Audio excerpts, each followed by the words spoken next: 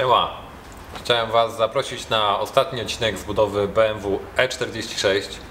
Jak pewnie większość z Was wie, od dawna już nie działam z Kubą, dlatego wszystkie osoby, które chciałyby dalej śledzić losy Kuby, jak i jego auta, zapraszam do linku tutaj. A ja Wam życzę miłego oglądania.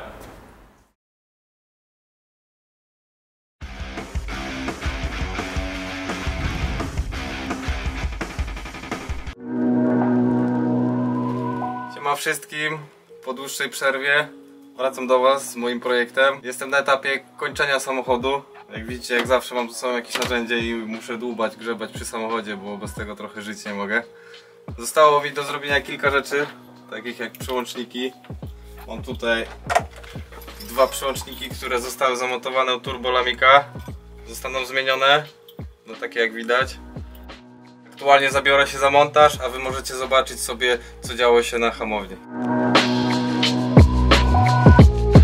Jestem u Łukasza Lamika na miejscu pod warsztatem. Przy pierwszych kilku próbach zhamowania samochodu, wystrojenia strzelił dyferencjał. Po czym miałem akcję, że musiałem jechać na szybko kupić gdzieś dyfer. Zmieniliśmy dyfer, po czym okazało się, że turbiny przeładowują i Westgate'y w turbinach są za małe. I zdecydowaliśmy, że pojadę i zakupię dwa Westgate'y zewnętrzne. Dziękuję bardzo firmie FIMC. Dzisiaj jest niedziela, jak widzicie jest pusto, wszystko jest zamknięte. Chłopaki odpoczywają po ciężkim tygodniu zmagań. Ja wpadłem na chwilę, żeby zobaczyć, co się dzieje i nagrać właśnie dla Was to, co nagrywam.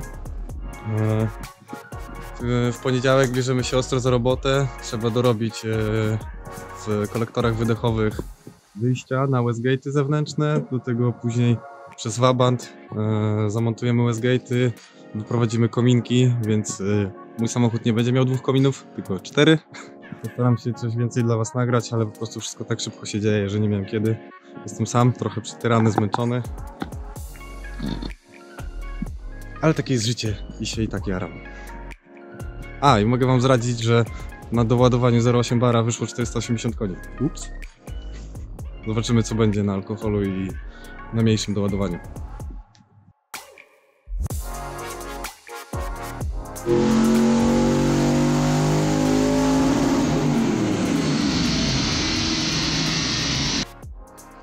E46 właśnie jest strojone.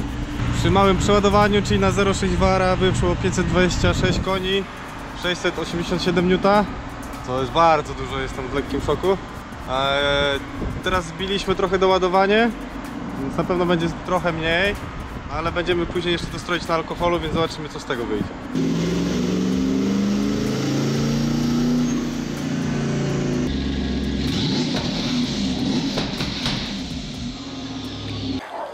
Przełączniki już są na swoim miejscu. Jeden służy do procedury startu, drugi do zmieniania mapy. Kolejnym elementem kokpitu, który chciałbym Wam pokazać, jest to panel sterujący całą elektroniką. Mamy przełącznik od zapłonu, mamy guzik start, pompę paliwa, pompę wody i wiatrak dodatkowy, ponieważ jeden jest sterowany przez EMU, a drugi mam awaryjnie, jakby coś było nie tak, nie załączał się w odpowiednim momencie, mogę sobie załączyć go ręcznie. U góry kokpitu widzicie, są zamontowane zegary, temperaturę wody, temperaturę oleju, ciśnienie oleju. No i jeszcze dodatkowo mamy główny wyłącznik prądu, tak zwany hebel. I teraz przejdziemy jeszcze do elektroniki. Mam zamontowany komputer od firmy EcoMaster, jest to wersja EMU. Do niego mamy jeszcze tablet, na którym możemy podejrzeć i zobaczyć wszystkie parametry pracy. On jest odpowiedzialny za szczytywanie mieszanki. Też mogę podejrzeć sobie, jaką mam mieszankę alkoholu z paliwem. Do tego steruję sobie zapłonami i różnymi innymi rzeczami, które naprawdę dają wiele możliwości. Jakby dzięki temu też, jakby nie patrzeć, wyszedł fajny wynik z hamowni. Mamy short shifter firmy IRP, mega przykładają uwagę do detali. Cena do jakości jest naprawdę dobra, daje wiele możliwości, skraca zmiany biegów. To jeszcze mamy hydrauliczny ręczny firmy Nameless. Jest zamontowana do niego pompa Willwooda 0,75 z dużym tłokiem, dzięki czemu mamy bardzo dobrą precyzję hamowania. Teraz powiem Wam kilka rzeczy na temat chłodzenia. Z tyłu została zamontowana olbrzymia chłodnica. Mianowicie są to dwie chłodnice z V8 zespawane razem ze sobą.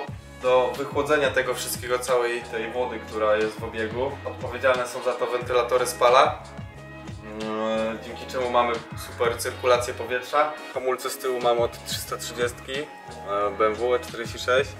Są to duże tarcze, do tego mam dołożony dodatkowy zacisk na hydrauliczny ręczny. Z przodu są zaciski Willwooda, też na tarczy od 330. Tarcze są EBC Turbo Grow. Myślę, że jest to ciekawe rozwiązanie i będzie dawało radę. Teraz może przedstawię Wam, co tutaj się zadziało. Jak dla mnie to jest najpiękniejszy element samochodu, całe serce. Tutaj jakby włożyłem w to wszystko najwięcej pracy. Są dwie turbiny TD04 od K64, które są tak naprawdę bardzo wściekłe, bo nie spodziewałem się, że będą tak ładowały. Mamy zewnętrzne Westgate'y, które dołożyliśmy już u Turbolamika, ponieważ oryginalne Westgate'y nie dawały rady, więc nie mogliśmy osiągnąć do ładowania, które byśmy chcieli osiągnąć. I cały czas nam turbiny przeładowywały. Dzięki temu otrzymałem dodatkowe kominy. Układ cały dolotowy stworzyłem też wedle mojego wymysłu. Mamy blow-offa od FMIC. Mamy także intercooler, który ściągnąłem specjalnie ze Stanów, za co dziękuję bardzo Radziowi, mojemu wujkowi. Za chłodzenie oleju mamy odpowiedzialne chłodnice firmy Mokal, które też otrzymałem od firmy Interraili. Myślę, że są to chłodnice z najwyższej półki i będą dawały radę. Szkoda, że są zamontowane może w tym miejscu, ale niestety nie było miejsca pod maską. Wrócę do układu paliwowego. Jest to listwa z X5, ona jest ze stali nierdzewnej. Z racji mieszanki alkoholu nie mogłem zastosować oryginalnej listwy paliwowej, ponieważ oryginalna była ze stali, ze zwykłej czarnej stali i później w momencie, kiedy zrobilibyśmy mieszankę paliwa z alkoholem, zaczęłaby rdzewieć, a tak unikniemy tego i nasz układ paliwowy cały czas będzie czysty.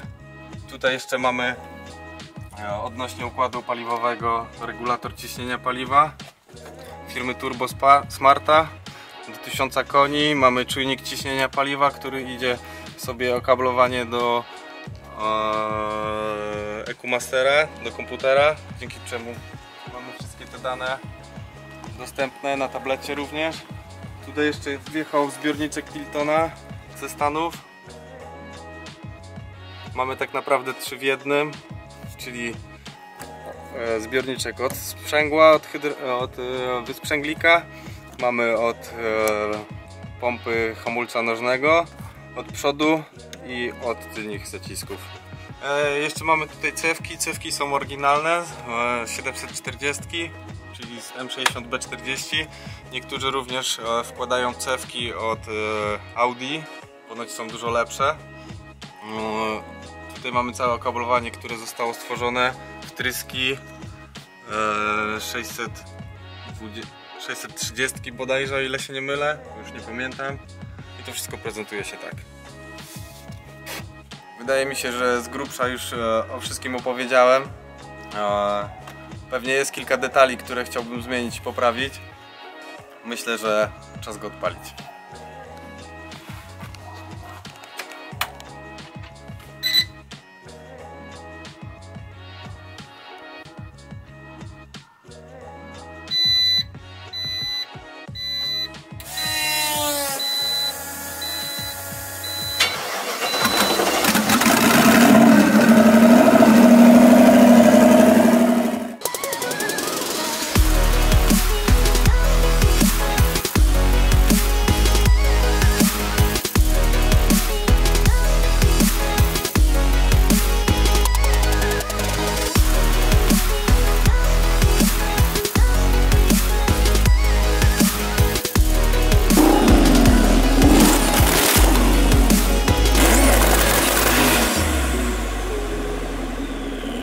Jak widzicie, projekt jest skończony. Ja jestem mega szczęśliwy. Ten samochód jest i był moim marzeniem, więc szkoda, że niestety nie mogę pojechać jeszcze nim na tor, ponieważ nie mam na to budżetu, ale mam nadzieję, że kiedy znajdzie się kasa i czas, to na pewno się spotkamy gdzieś. I szczególnie chciałbym Wam podziękować widzom wszystkim, którzy mnie wspierali, oglądali i przede wszystkim wszystkim sponsorom, bo gdyby nie oni, to ten samochód by tak naprawdę nie powstał. Ja z Wami zbijam wielką piątkę, mam nadzieję, że się kiedyś zobaczymy jeszcze na torze.